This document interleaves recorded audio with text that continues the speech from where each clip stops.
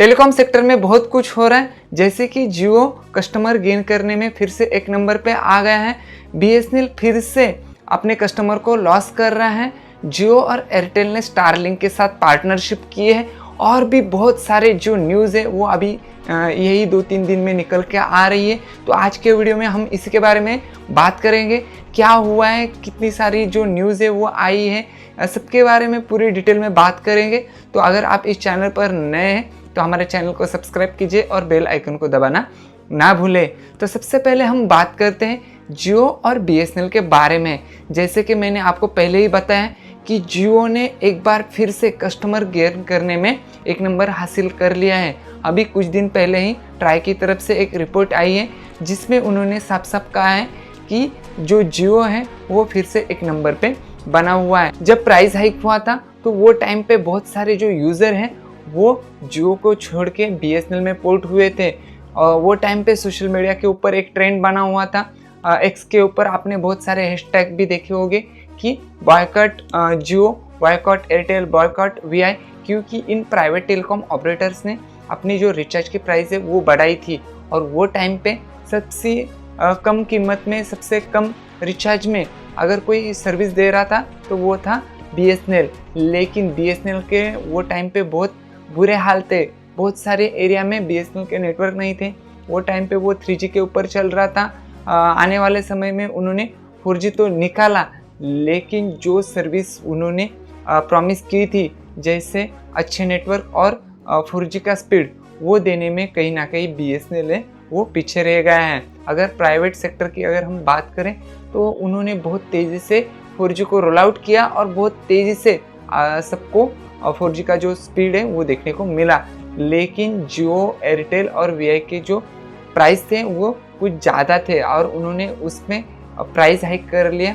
और price hike करने के बाद लोगों को मजबूरन ही से बीएसएनएल में जाना पड़ा। लेकिन बीएसएनएल ने अपने रंग दिखाने चालू कर दिए।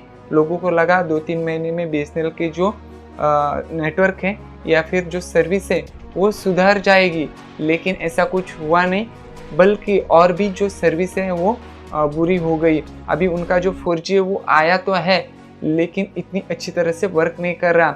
उनके जो 4G के नेटवर्क है वो इंडोर में बिल्कुल ही वर्क नहीं करते। आउटडोर में भी अगर आप ट्रैवल करते हो तो भी वो 3G 2G में शिफ्ट होता रहता है।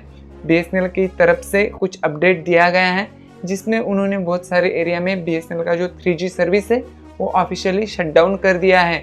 वहाँ पे उन्होंने सिर्फ 4G और 2G को ही चालू रखा है। और 2G इसलिए क्योंकि बहुत सारे जो यूज़र हैं वो अभी फीचर फ़ोन का यूज़ करते हैं, जिनको सिर्फ कॉलिंग करना होता है, SMS भेजने होते हैं। तो उन यूज़र के लिए बीएसएनएल ने जो अपना 2G नेटवर्क है वो कंटिन्यू रखा है, लेकिन 3G नेटवर्क को कुछ एरिया में उन्होंने डिसकंटिन्यू कर दिया है, जिसकी वजह से जिन लोगों को अभी 3G मिल रहा था उनको भी 3G प्रॉपर मिल नहीं पा रहा। और 4G नेटवर्क की हालत इतनी ख़राब है कि वो इतनी अच्छी तरह से वर्क ही नहीं कर रहा। रेल भी प्ले नहीं हो रहे, आप कुछ सर्च करते हो तो वो भी सर्च नहीं हो रहा। और 5G की अगर हम बात करें तो 5G भी अभी बहुत डिले हो चुका है। अभी टाटा के साथ पार्टनरशिप तो की है, लेकिन अभी आने वाले समय में देखते हैं कि 5G कैसा होता है। क्या 4G की तरह ही बीएसएनएल का 5G वर्क करता है या फिर नहीं, या कुछ और ही सुनने को मिलता है, या अच्छा वर्क करता है। जो भी है वो अभी 5G रोल आउट होने के बाद ही पता चलेगा। तो नेक्स्ट खबर की अगर हम बात करें तो वो आती है जियो, एयरटेल और स्टारलिंक की तरफ से। अभी आपको तो पता होगा कि जो स्टारलिंक है वो अपनी सैटेलाइट इंटरनेट सर्विस को इंडिया में लॉन्च करने का सोच रहा है। सोचा क्या, उन्होंने ट्राई भी किया था, लेकिन 2022 से अभी वो ट्राई कर रहा है। लेकिन जो हमारे टेलीकॉम मिनिस्टर हैं ज्योतिरादित्य सिंधिया, उन्होंने उसको सर्टिफाइड नहीं दिया था। जो हमारा इंडियन गवर्नमेंट है उनको लगता है कि जो स्टारलिंक है उनके जो रूल है वो हमारे इंडियन गवर्नमेंट के जो प्राइवेसी रूल है उनके अगेंस्ट है। इसी वजह से जो अभी तक स्टारलिंक है वो इंडिया में नहीं आ पा रहा था। लेकिन अभी कल ही एयरटेल ने स्टारलिंक के साथ पार्टनरशिप की, और आज की बात करें तो जियो ने भी स्टारलिंक के साथ पार्टनरशिप की। अभी इसमें होगा क्या कि जो जियो और एयरटेल के जो इंटरनेट का जो स्पीड है वो बढ़ जाएगा। और अगर हम स्टारलिंक की बात करें तो स्टारलिंक कैसे वर्क करता है उसको पहले हम समझते हैं। तो स्पेशली स्टारलिंक सैटेलाइट के थ्रू इंटरनेट प्रोवाइड करता है। जो दूर दराज एरिया है या फिर गवर्नमेंट स्कूल है, ऐसे भी कई सारे एरिया हैं जहाँ पर अभी भी नेटवर्क नहीं पहुँच पाया, इंटरनेट नहीं पहुँच पाया।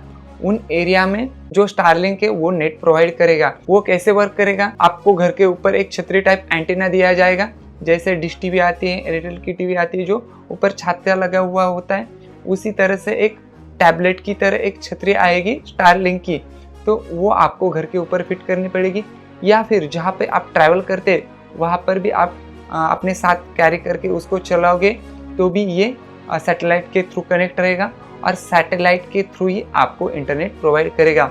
अगर आप कुछ इंटरनेट के ऊपर सर्च करते हो तो ये जो सर्च है ये पहले जो हमारी छतरी है, जो स्टारलिंक की छतरी आती है उस तक जाएगा, वो सीधा सैटेलाइट को कम्युनिकेट करेगा। सैटेलाइट आपके जो टावर है वहाँ पे कम्युनिकेशन करेगी, फिर आपको ये जो सर्च है उसका रिजल्ट या फिर जो इंटरनेट है ये ऐसे स्टारलिंक का वर्क करता है। स्टारलिंक को इससे और एक फायदा होगा कि जो उनको अपने जो प्रोडक्ट बेचने हैं वो उनको आसानी हो जाएगी। जैसे कि आपने देखा होगा कि एयरटेल के स्टोर है या फिर जियो के स्टोर है, वहाँ पे आपको ऑफिशियली अभी स्टारलिंक के जितने भी इक्विपमेंट हैं वो आपको देखने को मिलेंगे।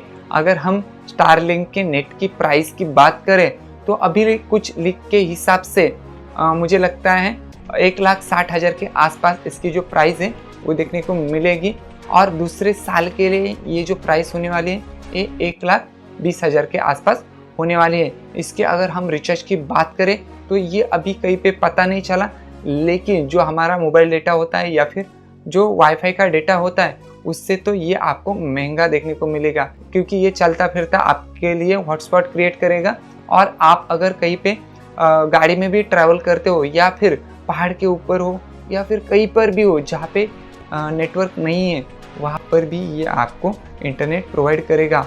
और इसका कॉस्ट इसलिए भी ज़्यादा है क्योंकि ये सैटेलाइट के थ्रू कनेक्ट होता है, और सैटेलाइट की अगर हम मेंटेनेंस की बात करें तो वो काफ़ी कॉस्टली जाती है, जिसकी वजह से जो सैटेलाइट सर्विसेज आती है, जो दूसरी भी सर्विसेज आती है, ये आपको महंगी देखने को मिलती है।